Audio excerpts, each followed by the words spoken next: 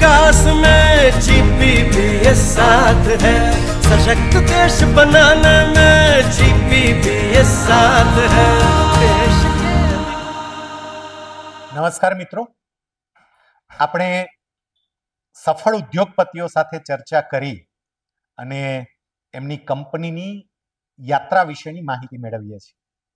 મને ઘણા બધા મિત્રોએ કોલ કરીને મેસેજ કરીને એવું કહ્યું કે તમે સફળ ઉદ્યોગપતિઓ સાથે વાર્તાલાપ કરો છો, તો બાલાજી વેફર્સના ચંદુભાઈ વિરાણી સાથે એક વાર્તાલાપ કરી અને એની જર્ની વિશે અમને વાત કરો ને, એ જણાવો ને.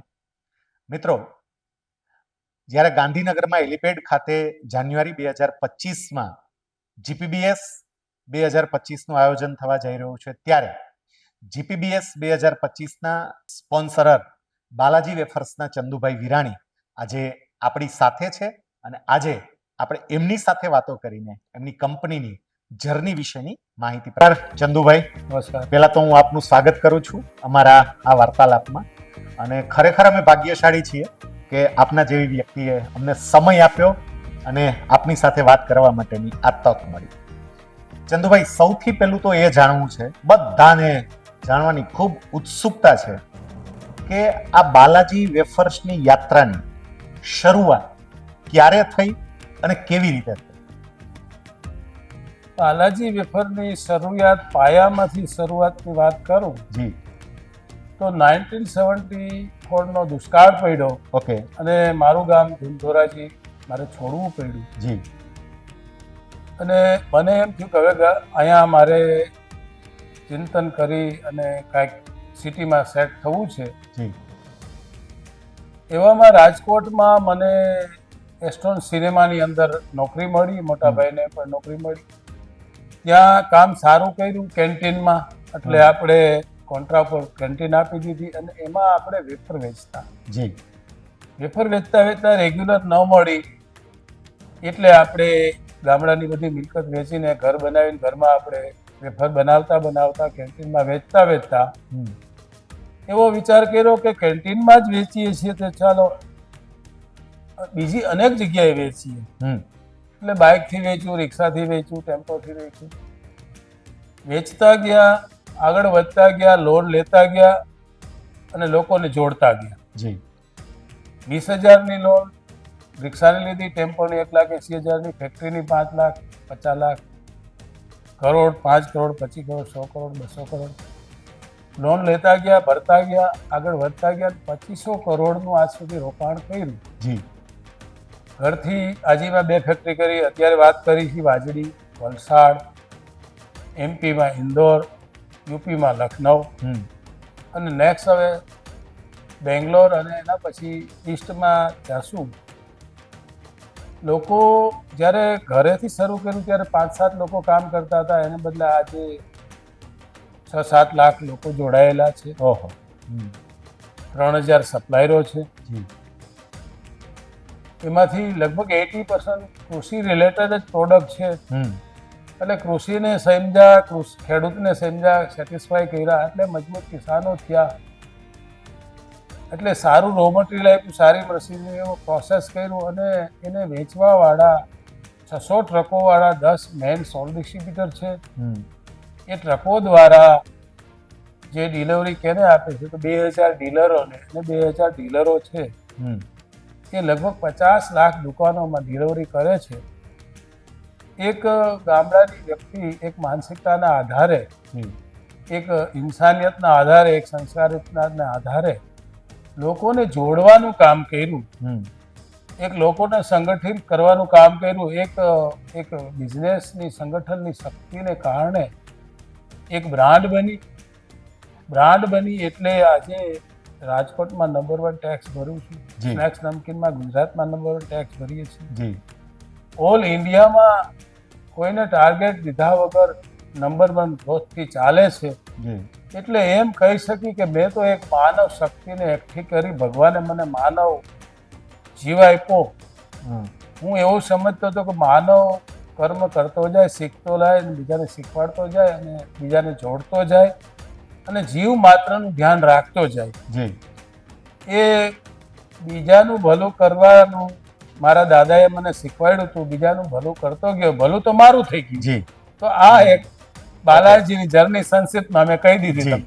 હવે ચંદુભાઈ, પહેલી વસ્તુ તો એ કે તમે જ્યારે વાત કરી કે હું ધૂન ધોરાજીથી દુષ્કાળને કારણે રાજકોટમાં આવ્યો અને એસ્ટ્રોન સિનેમામાં પેલા નોકરી ચાલુ કરી, તો કોન્ટ્રાક્ટ તો તમે પછી રાખ્યો, પણ હા. ખાલી એટલું જાણવું છે કે એ વખતે તમારો પગાર કેટલો હતો? મારો નોકરી ચાલુ પગાર કરી. 90 રૂપિયા ખાલી 90 રૂપિયા અને મહિના?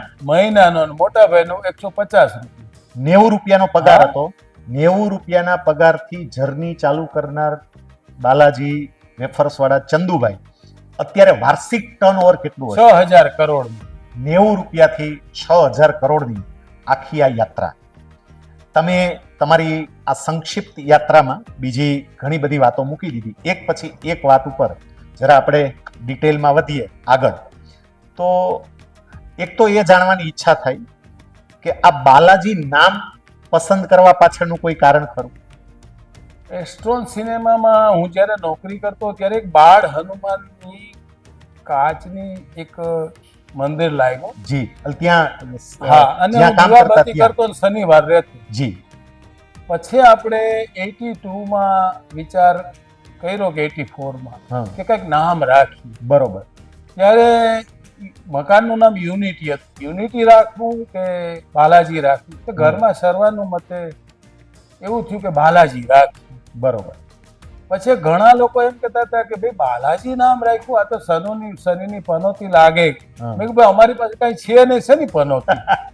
હા. પણ બાલાજી રાખવાથી અમને એક ફાયદો થયો કે બાલાજી કોણ? તો કે બાલાજી રામના સેવક. જી તો અમને સેવકના સેવક બની અને કામ કર્યું. હા, એટલે આપણે નીચે રહીને કામ કરીએ એટલે લોકો આપણી સાથે સંગઠિત થયા. જી અને આપણે બાલાજી કંઈક રેડ રેખા ટપતા હોય હા, તો એક ગદા સપનામાં ઉગામે, હા, તો એક સંસ્કારિત રહ્યા. એટલે આપણે એક વિશ્વાસ લોકોએ કર્યો અને એક બાલાજીનું નામનો આપણને વધારે બેનિફિટ મળ્યો. તમે બહુ સરસ વાત કરી કે ચારિત્રની દ્રષ્ટિએ હનુમાનજી બધા માટે આદર્શ મોડેલ છે, અને તમે એ જ હનુમાનજીને આગળ ધરી અને તમારી આ જર્નીની શરૂઆત કરી. તમે આટલા સફળ થયા. અત્યારે ખાલી ભારત નહીં, ભારતની બહાર કોઈ પણ જગ્યાએ બાલાજીનું નામ બધે જ પહોંચી ગયું છે. બાલાજીનો પરિચય આપવાની કંઈ જરૂર જ ના પડે.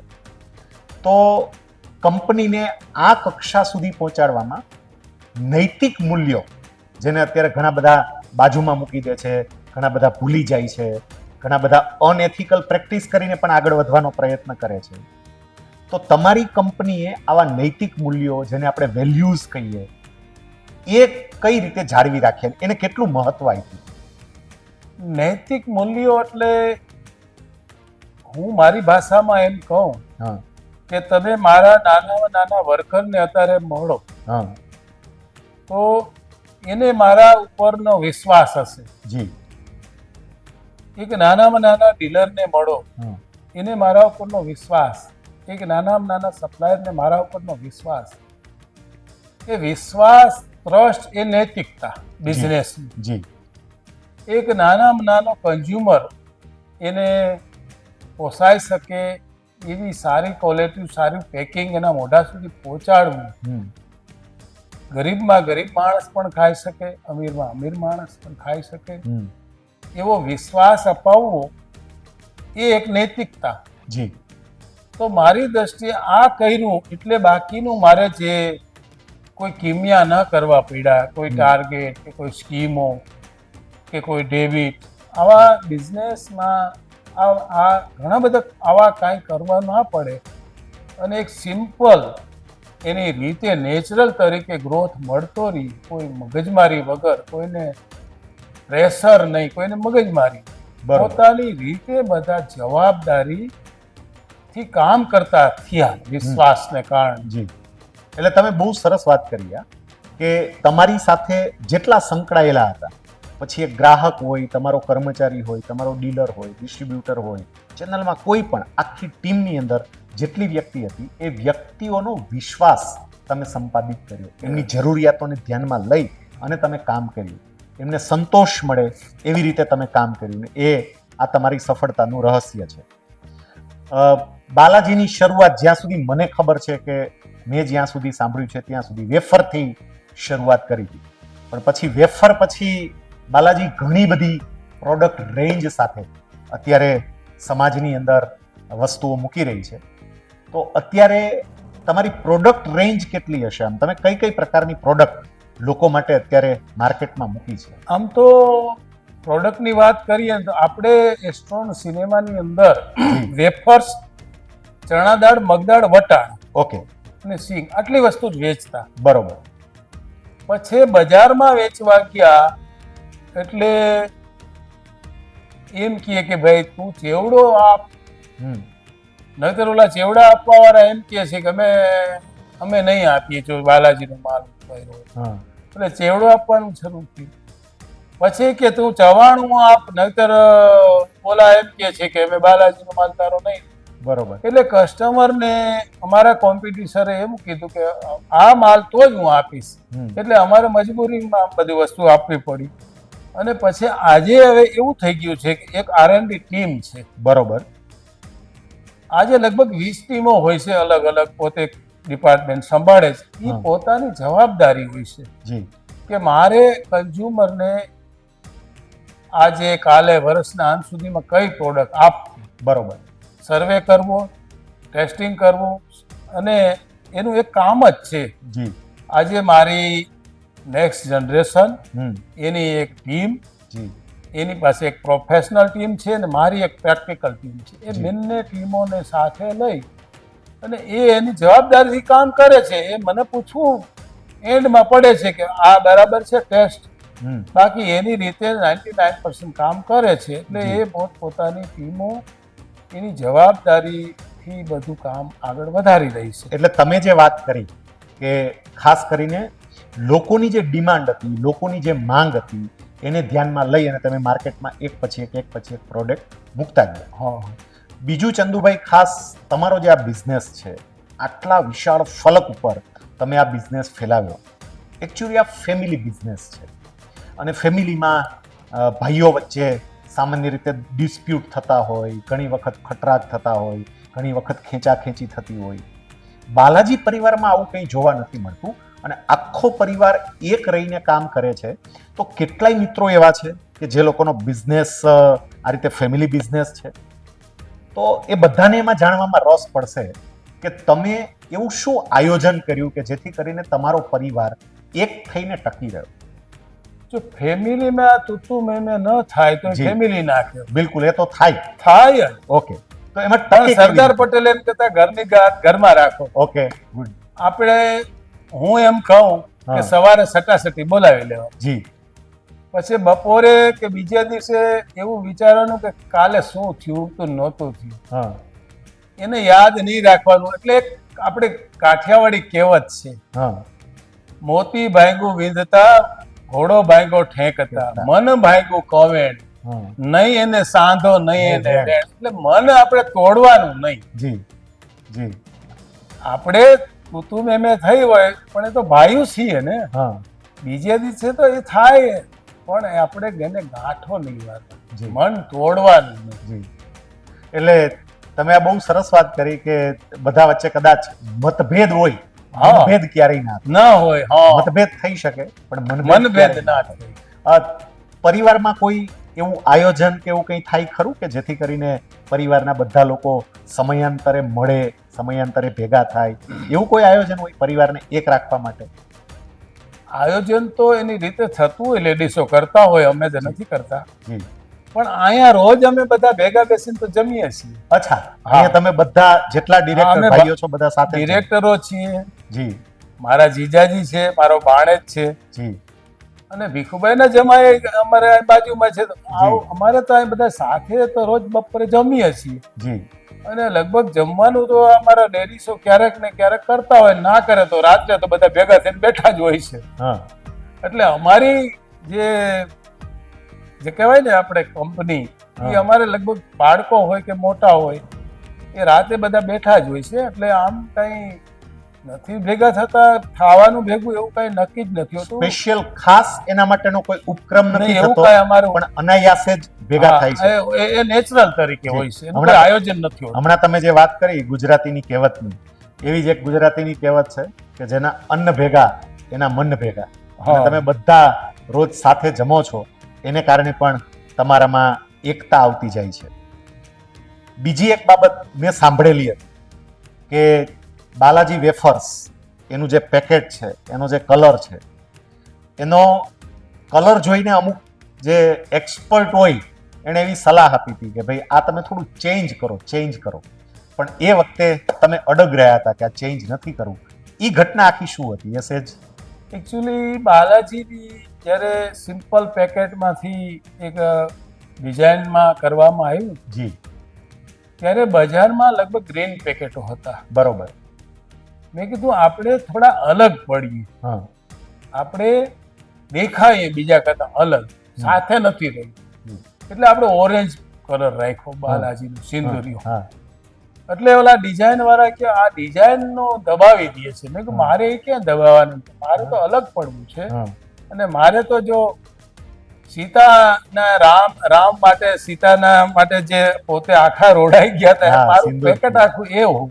જી એટલે આપણે ત્યાંથી ઓરેન્જ શરૂ કર્યું હા અને એ શરૂઆત એટલે એમ ઓરેન્જની આવી અલગ. બરોબર. અને એને કારણે જ અત્યારે કોઈ પણ જગ્યાએ બાલાજીનું પેકેટ પડ્યું હોય તો લોકોને તરત જ નામ વાંચ્યા વગર પણ ખબર પડી જાય કે આ હા. બાલાજીનું જ પેકેટ છે.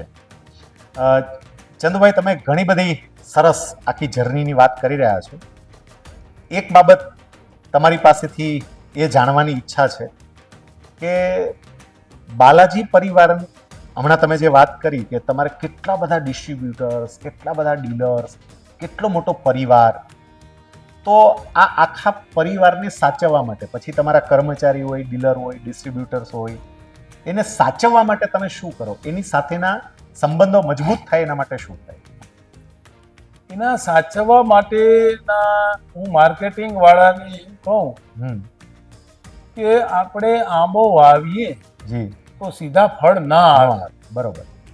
પણ આંબો વાવીએ ત્યારે નાનો પોદો હોય ત્યારે મુરઝાઈ ન જવો જોઈએ. એમ એક નાનો ડીલર છે, એ બિચારો એના મા બાપની એજ્યુકેશનમાંથી આવ્યો હોય અને જ્યારે શરૂઆત થતી હોય હમ ત્યારે એ મુરઝાઈ ન જવો જોઈએ. એ બિઝનેસ કરતો જીવનમાં ભૂલી જશે. જી એક આપણો ડીલર બંધ થાય હા ત્યારે એ 2-5 લાખ રૂપિયાની નુકસાની કરે કે 10 લાખની નુકસાની કરે, એને ન પોસાય. હમ એનું પાપ તને લાગશે, હમ એ ધ્યાન રાખજે. જી એ માનવતાનો ધર્મ રાખજે તું હમ કે આ ડીલર નથી, એક માનવ છે. એ ભૂલી ન જાય બિઝનેસ કરતો.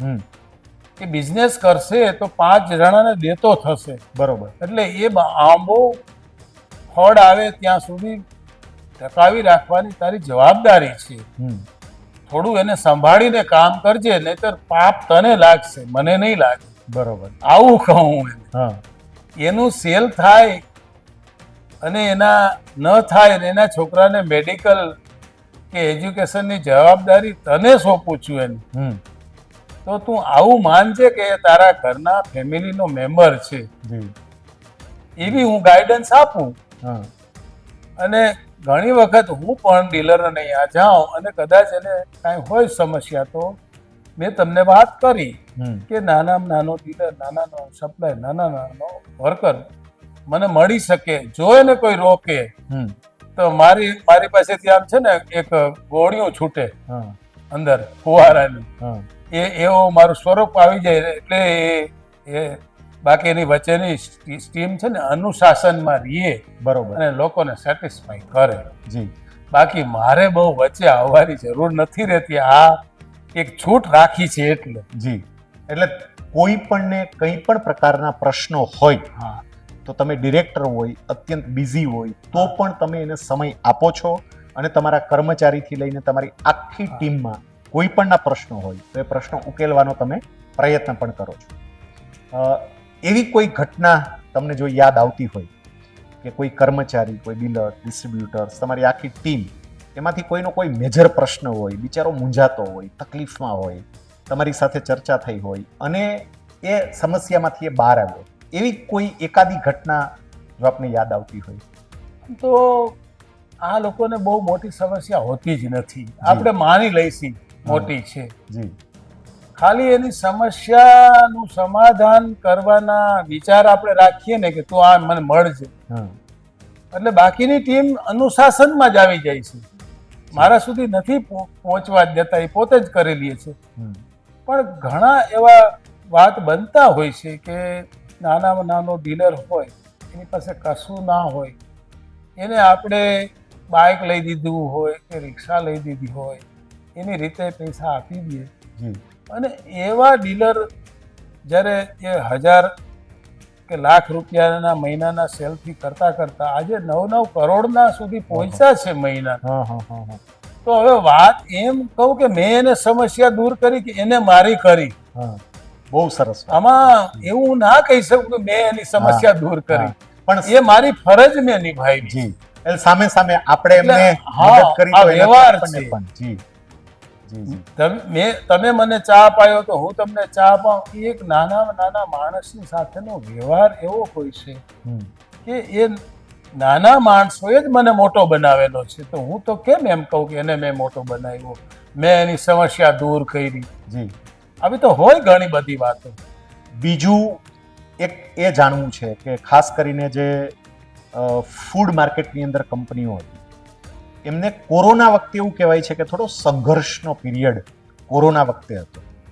તો બાલાજી વેફર્સને કોરોના વખતે કંઈ સંઘર્ષમાંથી પસાર થવું પડ્યું? અને જો થવું પડ્યું હોય તો એ વખતે તમારો વિચાર શું હતું? તમે એવું શું કર્યું કે એમાંથી ટકી રહ્યા? આમ અનેક સંઘર્ષો હતા. જી. એ મગજમાં લીધા વગર મને ઘણા મીડિયાના ફોન આવતા, ક્યાં હે ચંદુભાઈ, શું છે કોરોના શું કરો? મેં કીધું હું બાળકો સાથે આનંદ કરું છું, આમાં શું મંડી પડ્યા છો? કોરોના મોટી રાત છે તો મોટો દિવસ પણ છે, એની રાહ જુઓ, પોઝિટિવિટી. અને પછી ધીમે ધીમે શરૂ થયું તો સરકારની ગાઈડલાઈન્સ આવી, અડધા માણસોથી કામ કરો. હવે એક્ઝામ્પલ કે મારી પાસે એક પ્રોસેસનો પ્લાન્ટ હોય 10 ટનનો, હવે 5 ટનનો પ્રોસેસ કરીએ એનું તેલ બગડી જાય, હવે એ કેને સંભળાવવા જાઉં? બરોબર. એટલે અમારી નેક્સ્ટ જનરેશને તાત્કાલિક ઓનલાઈન બધી વાતો કરી અને એકાબીજાને બધું અહીં બેઠા ઓનલાઈનથી કરી અને રોબોટ મંગાવી લીધા. ઓહો. જર્મનીથી. અને મેં એવું કીધું કે લોકોને રોજી નથી મળતી તો આપણે માલ બનાવો, તો સોલ ડિસ્ટ્રીબ્યુટરના ટ્રકો ચાલુ થાય, ડીલરને માલ આપો, એના રિક્ષાઓ કે એની ડિલિવરી શરૂ થાય. અને લોકો ઘરમાં બેઠા છે, બિચારાઓને કાંઈ દુકાનોમાંથી નાસ્તો નથી મળતો, તો એને નાસ્તો મળતો થાય. એટલે તમને એમ કહું કે આ અમે હિંમત રાખી અને એ કોરોના સમયમાં પ્રોફિટ ન કર્યો, કારણ કે કોરોના અને પાછું રશિયા યુક્રેનનું યુદ્ધ એટલે રો મટીરિયલના ભાવ આસમાને, ગેસના ભાવે ડબલ, આમ તેમ અફડાદફડી. પણ એમાં કાંઈ વિચાર્યા વગર અત્યારે લોકો મુસીબતમાં છે, એ લોકોએ આપણને આટલું આપેલું છે તો આજે એને આપો. આપણે રેટ વધાર્યા વગર એ અમે માલ વેચો. અને કોરોના પહેલા મારું સેલ તમે જોઈ લેજો 2500 કરોડનું હતું, અને હમણાં તમે પૂછ્યું મારું મેં બોલ્યો 6000 કરોડ. તો આ એમનેમ થઈ ગયું, ભલે મને પ્રોફિટ ના મળ્યો પણ મારી સાથે કરોડો લોકો જોડાઈ તો ગયા ને. તો મારી સંગઠનની શક્તિ તો વધી ને. બિલકુલ.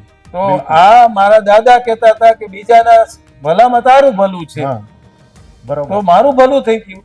એટલે કોરોના કાળમાં મોટામાં મોટી વર્લ્ડની સમસ્યામાં મોટામાં મોટા મોકે પે ચોકા માર દિયા. બરોબર. વાહ, ક્યા બાત. એટલે ખાસ કરીને જે પ્રોબ્લેમ લોકો કહેતા હતા એને તમે પ્રોગ્રેસ માટેનો દરવાજો ગણી દીધો અને એનું જ આ પરિણામ મળ્યું. એ વખતે કદાચ નફો જતો કરવો પડે તો બધો જ નફો જતો કરીને પણ તમે બધું જ ચાલુ રાખ્યું. આ તમે જે વાત કરતા હતા એમાં એક વાત બહુ સરસ ગમી ગઈ કે તે વખતે રોબોટ લાવ્યા અને રોબોટ દ્વારા કામ, કારણ કે તમે કહ્યું કે 50% ક્ષમતાએ કામ કરે તો બીજી કેટલીક પણ તકલીફો પડતી હતી. આજે રોબોટનો ઉપયોગ થાય ખરો હવે? થાય છે ને. અચ્છા. રોબોટનો ઉપયોગ થાય છે. મારું 2500 માંથી 6000 કરોડનું ટર્નઓવર થઈ ગયું તો માણસો વધારવા પડ્યા. જી. એવું નથી કે એક માણસને છૂટો કર્યો. હા. માણસો મારા પેલા હતા સમજો 1000 માણસો, આજે 2000 માણસો થઈ ગયા. જી. મારા પેલા ટોટલ માણસો 3035 હતા, આજે 6000 7000 થઈ ગયા. જી, એટલે ડબલ ઓલમોસ્ટ. ડીલરો વધી ગયા એ અલગ, મારા દુકાનદારો વધી ગયા એ અલગ. જી.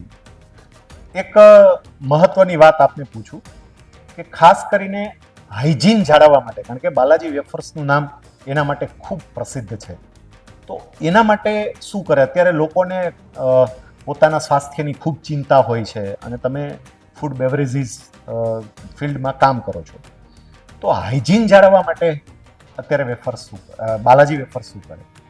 પેલું તો હું તમને એમ કહું કે બટાકા મજૂર ઉતારે ટ્રકમાંથી. જી.